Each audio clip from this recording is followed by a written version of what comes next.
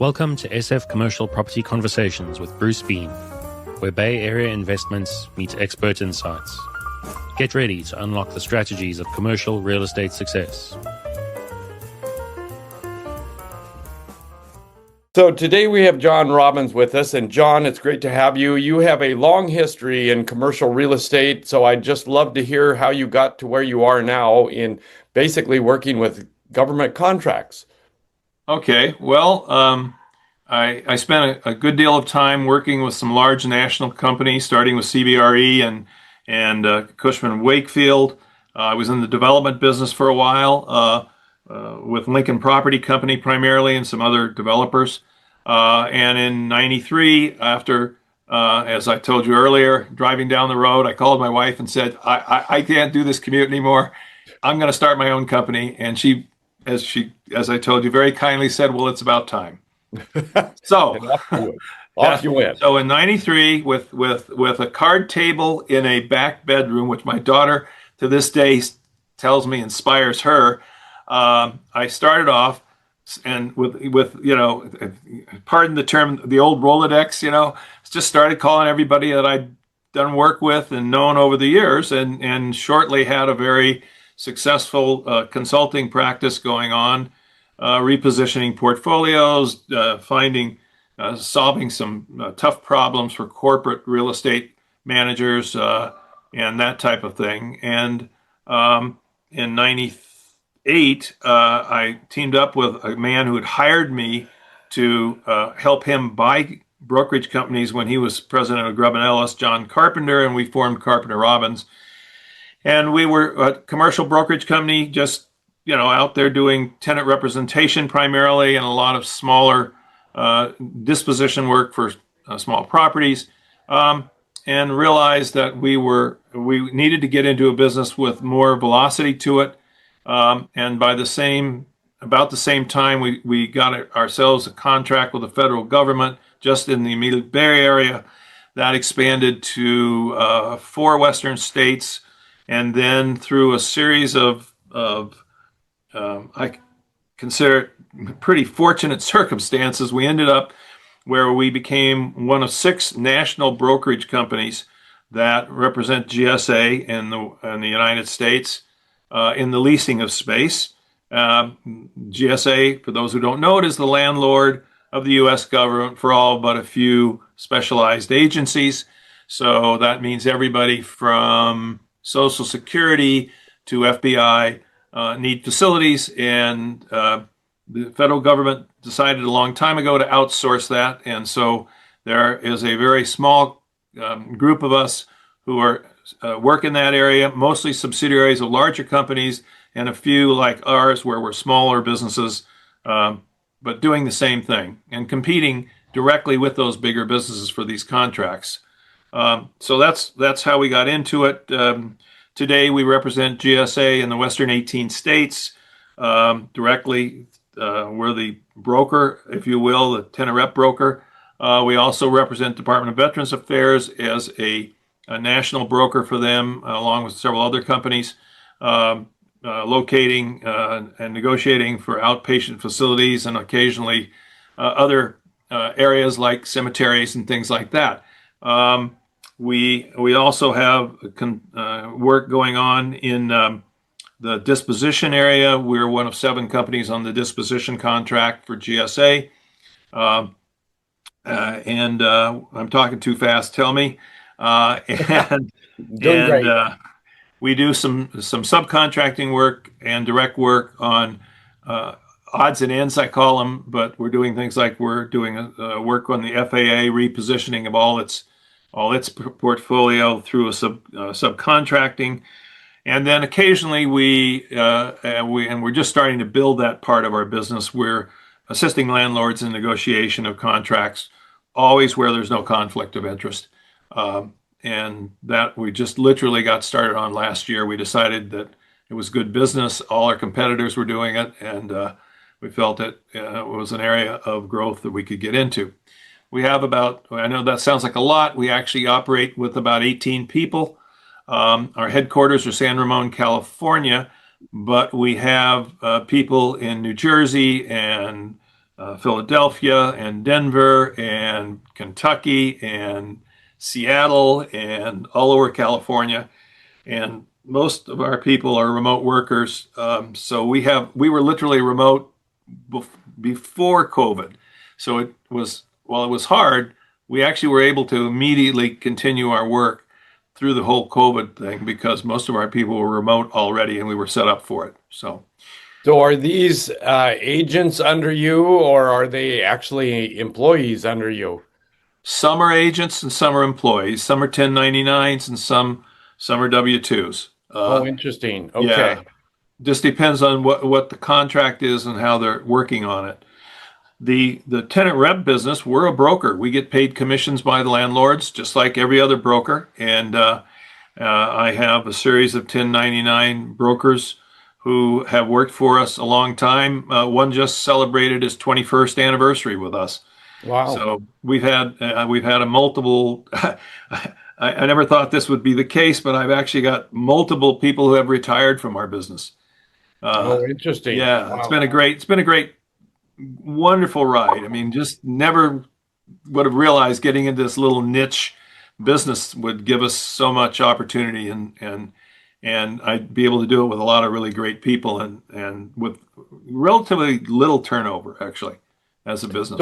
So I'm curious, when the GSA comes out with a need, do you end up having to bid against Cushman and Wakefield, or do they give you some and they give Cushman some? How does that all work? It depends on the contract. So most of the contracts are 5 years at a click. And so each contract has a separate set of rules about how they do work assignment. Some of the previous contracts, there was direct competition. Some later on had more complicated systems based on performance.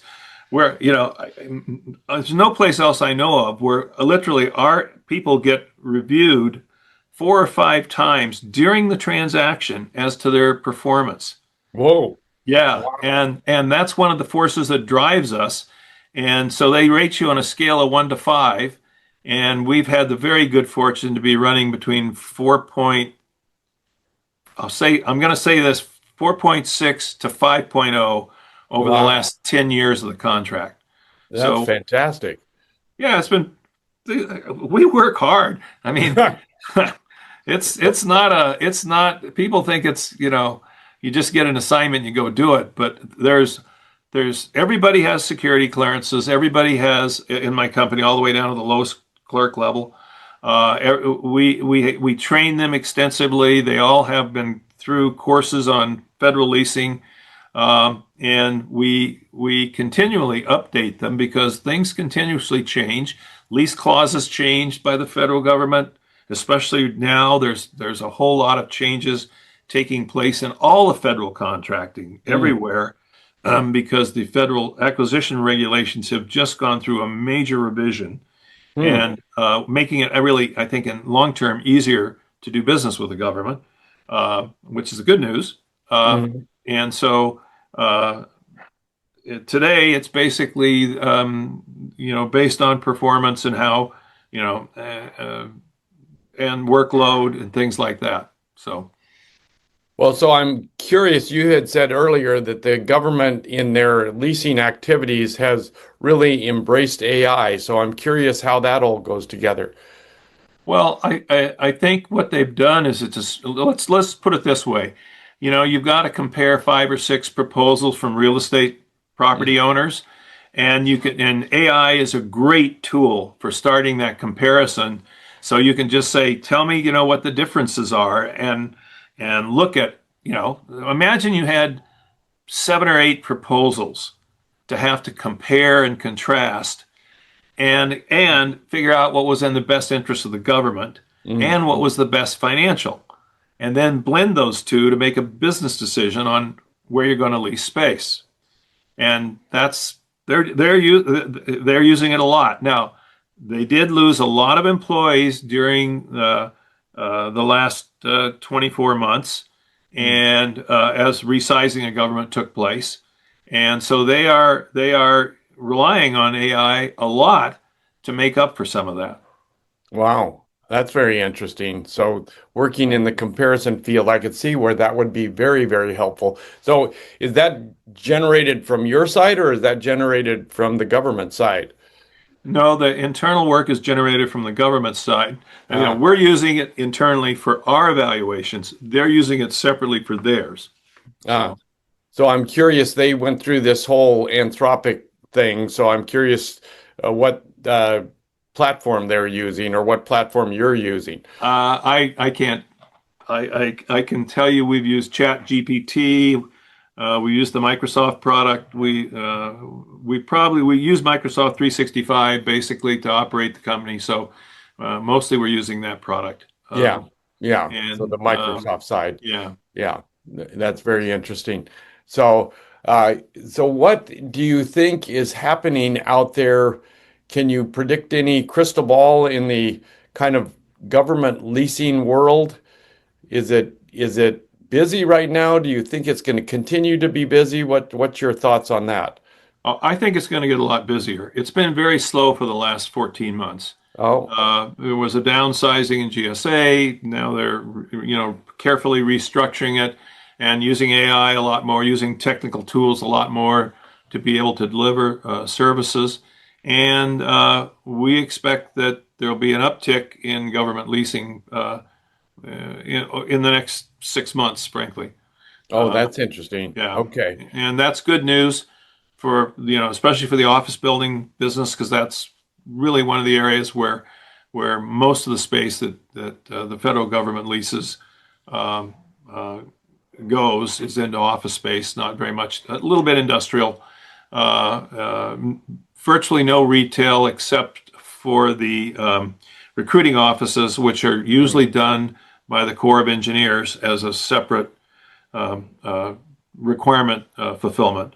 There are some companies, some federal entities like VA that have their own authority to go find leases. So there are Hmm. some agencies who operate separately.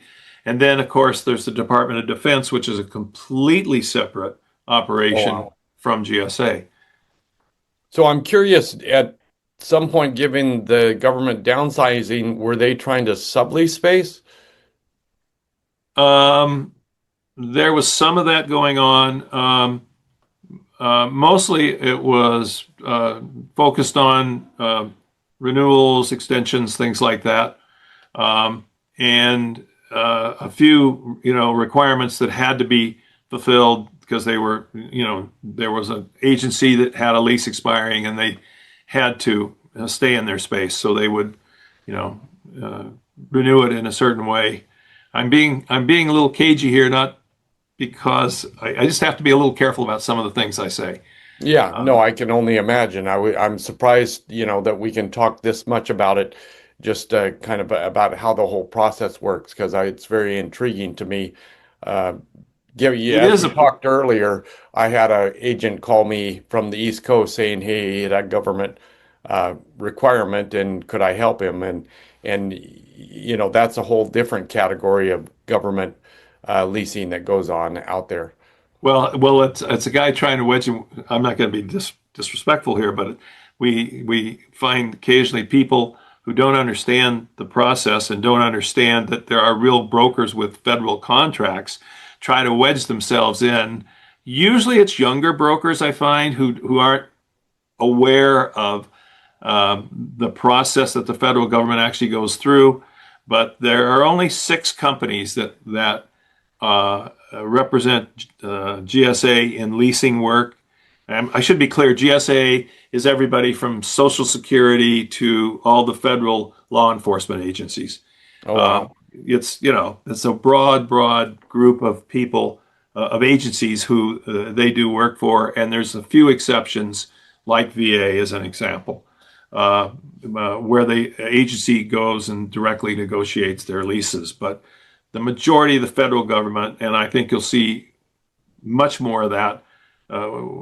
Not much more. I think you'll see those who were historically doing their own will probably merge in under the GSA to do the work for them, because GSA is really set up to be the landlord for the federal government, and Right. that's their function. So I'm curious when you said that you were basically rated at five different steps throughout the process. I'm curious how that happens. Is it so?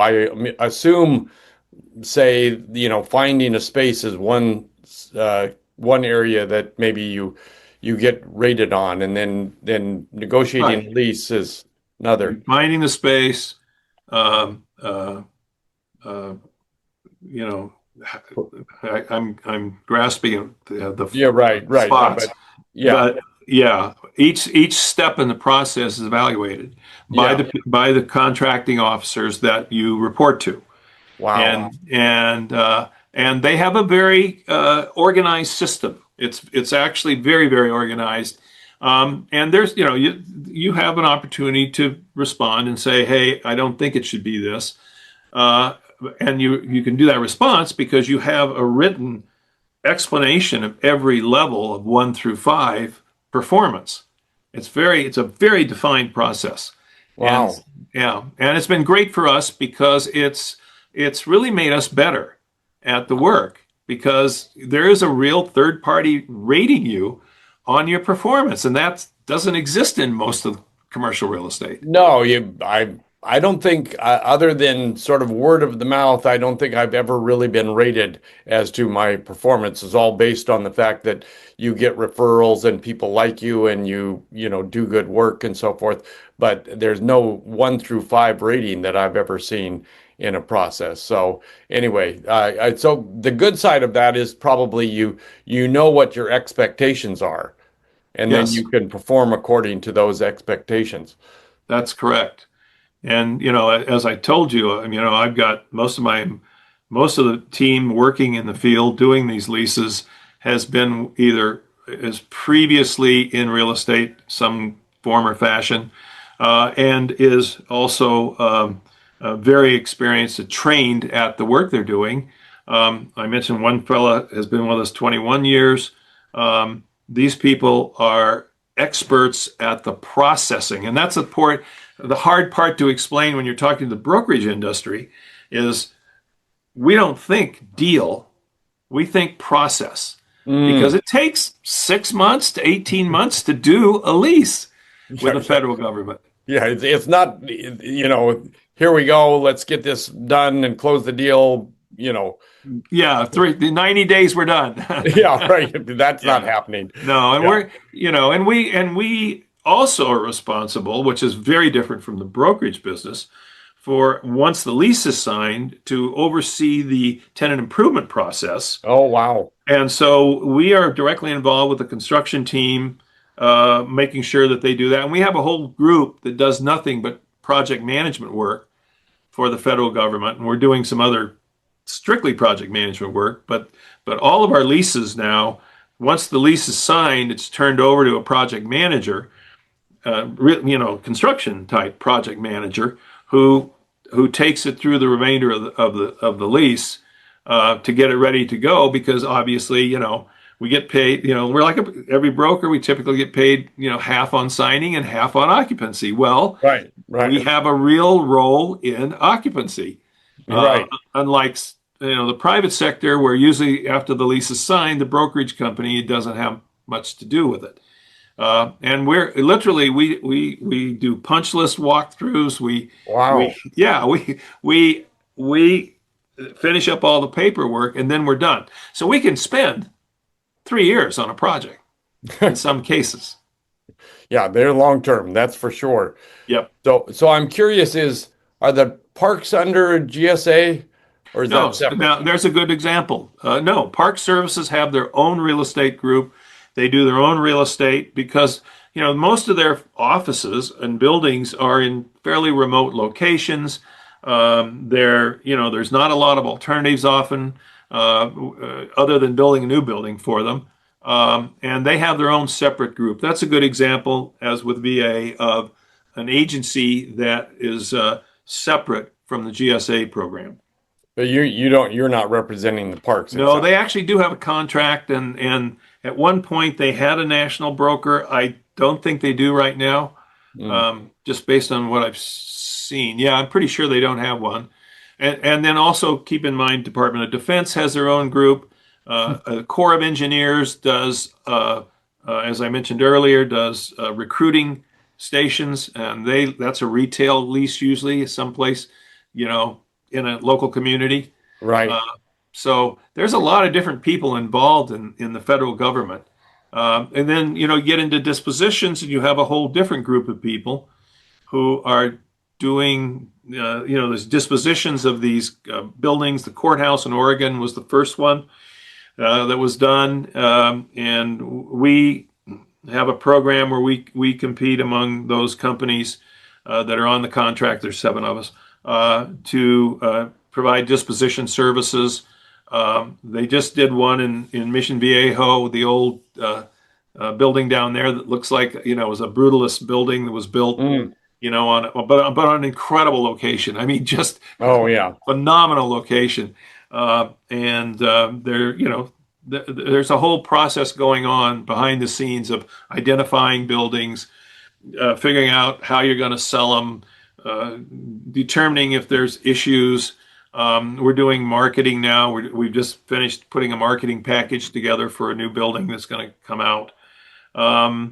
We're just doing the marketing for that. So the spread of kinds of contracts that we have is very broad, and we're trying to make it broader because not be too dependent on a single contract for the work. Right. So does that mean you potentially, if the parks came out and said, "Hey, we're looking for brokers," you would potentially bid on that contract? It sounds like. Yeah, we could absolutely. The U.S. Postal Service has their own real estate group, and gosh, we did 400 post offices back Wow. when we were just starting our company, all in California. There are post offices in every little town Oh, yeah. in the country, and some of them are if they go away, you lose the zip code for that post office, you literally cease to be a community. So because then there's a famous story. Napa Valley has a 6-foot wide post office. Oh, really? Market. They've increased the size now, but at one point we were charged with relocating them up to St. Helena from this little post office location. And one of the gentleman who's passed away now, one of the largest people in the wine industry, called his congressman and said, "Hey, Can't do this." because if they did, they would lose the name of Oakville. Oh, interesting. Oakville Oh, wow. is not a city. It's a post Wow. office. If you're familiar with the East Bay, Alamo is not a city, it's a post office. Oh, really? No, they're Well, a county. I think Bodega Bay had the same issue. We had rented a Airbnb over there, and there was some kind of local protest going on about keeping the post office there, and now that kind of makes sense to me. I've been in Rough and Ready. We had a similar kind of discussion up in the foothills. Especially in small communities, the post office is the heart of the community. Right. Yeah. Where people meet, it's where they congregate, that's where they all have coffee or whatever nearby, and all that stuff. Yeah. And No. most of usually there's no delivery in those rural Right. areas. So so everybody meets at the post office to get their mail. It's a big deal. The big deal. Yeah. Well, I think we could talk for another 15 days here, but maybe we'll reconvene this conversation down the road here and kind Happy of to. see what's happening in the world of government leasing in 3 to 6 months. That would be fantastic. So, John, where can people get a hold of you?